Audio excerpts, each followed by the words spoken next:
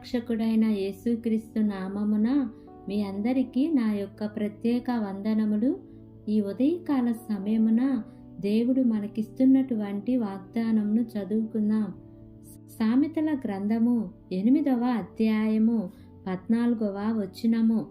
ఆలోచన చెప్పుటయు లెస్సైన జ్ఞానమునిచ్చుటయు నా వశము, జ్ఞానాధారము నేనే, పరాక్రమము నాదే. ఆమేన్. దేవునికే మహిమ కలుగును గాక. ఈ ఉదయకాల సమయమున దేవాది దేవుడు ఈ యొక్క వాగ్దానము ద్వారా మనందరితో మాట్లాడుతూ ఉన్నారు. ఈ యొక్క వాక్యమును మనం జ్ఞాపకం చేసుకుంటే, ఆలోచన చెప్పుటయు లెస్సైన జ్ఞానమునిచ్చుటయు నా వశము అని మాట్లాడుతూ అంటున్నారు. నీవు ఎటువంటి పరిస్థితుల గుండా వెళ్ళినా ఆ పరిస్థితులలో నీ జీవితము ఆశీర్వాదకరంగా, దీవెనకరంగా, మేలుకరంగా మార్చబడాలి అంటే ఆలోచనలు చాలా ప్రాముఖ్యమైనవి. అనేక మంది జీవితాలలో వారి సొంత ఆలోచనల ప్రకారంగా నడిచి త్రొట్టిల్లిపోయిన వారు ఎంతోమంది ఉంటారు. కానీ మనుషుల యొక్క ఆలోచనల కంటే, మన తోటి వారి ఆలోచనల కంటే మన దేవుని ఆలోచన చాలా ఉన్నతమైనది. గనుక దేవుని ఆలోచన మనం అడిగినప్పుడు ఖచ్చితంగా గొప్ప దీవెన మన జీవితాలలో పొందుకుంటాము.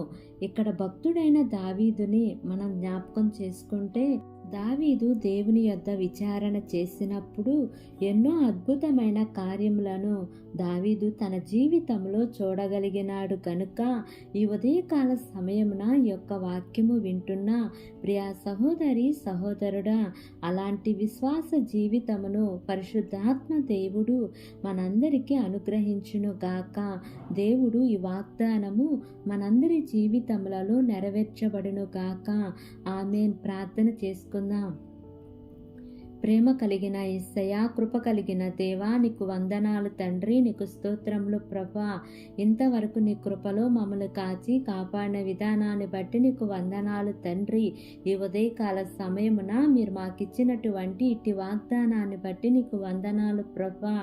ఎంతమంది బిడ్డలు ఈ వాక్యమును విని ఈ ప్రార్థనలో ఏకీభవిస్తున్నారో ప్రతి కుటుంబాన్ని మీరు జ్ఞాపకం చేసుకోండి అయ్యా.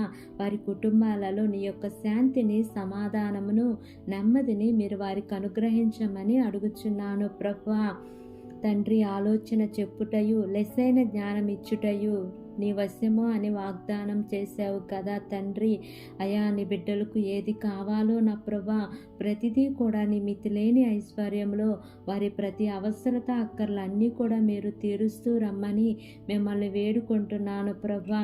మా దేశమును, దేశ ప్రజలను, దేశమును పరిపాలిస్తున్న ప్రతి అధికారుల కుటుంబాలను మీరు దీవించండి, ఆశీర్వదించమని మిమ్మల్ని వేడుకుంటున్నాను ప్రభా. అయా, వారికి మంచి ఆరోగ్యమును దయచేయండి అయా. వారు చేస్తున్న పనులన్నిటిలో కూడా మీ యొక్క సఫలతను మీరు వారికి అనుగ్రహించండి దేవా. వారు వెళ్ళుచున్న మార్గాలంతట్లో కూడా నా ప్రభా అయా, నీ దేవదూతల కాపుదల నీ ప్రియబిడ్డలకు తోడుగా ఉంచమని అడుగుచున్నాను తండ్రి. ఈ దినము నూతనముగా ప్రారంభిస్తున్న ప్రతి కార్యక్రమంలో యేసయ్యా మీరు ముందుండి నడిపించమని, నా యొక్క ప్రార్థన ఆలకించి అంగీకరించమని నజరేయుడైన యేసు అతి పరిశుద్ధ నామమున అడిగి వేడుకుని పొంది ఉన్నాము తండ్రి. Amen, amen, amen. Praise the Lord. God bless you all.